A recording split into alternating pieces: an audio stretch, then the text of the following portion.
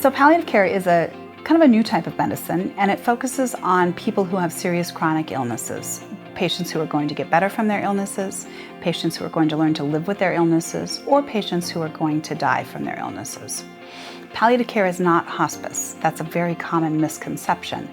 I take care of people who aren't going to die, but I focus on finding areas that we've perhaps missed. Sometimes it's symptom management, like shortness of breath or pain control, or nausea kind of symptoms.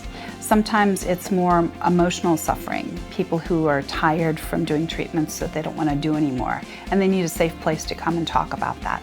A very common misconception is that palliative care is the same thing as hospice. And in fact, in palliative care, I always focus on hope, and I focus more on the living side of things than the dying side of things.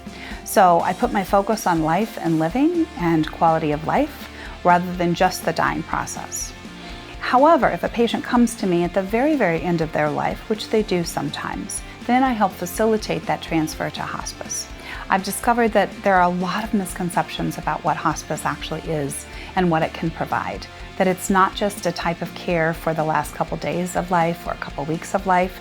It's really designed to be a longer-term type of care when a patient no longer wants to go to the emergency department or doesn't want to be hospitalized, but still needs care, especially in the home.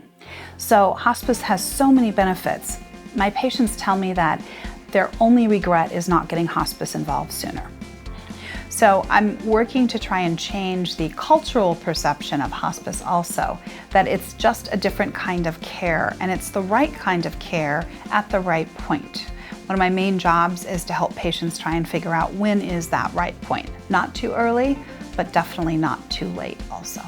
I'm often told that patients come in feeling very heavy, and when they leave a palliative care visit, they feel much lighter and much happier, which is kind of the opposite of what people think they're going to feel when they leave a palliative care appointment.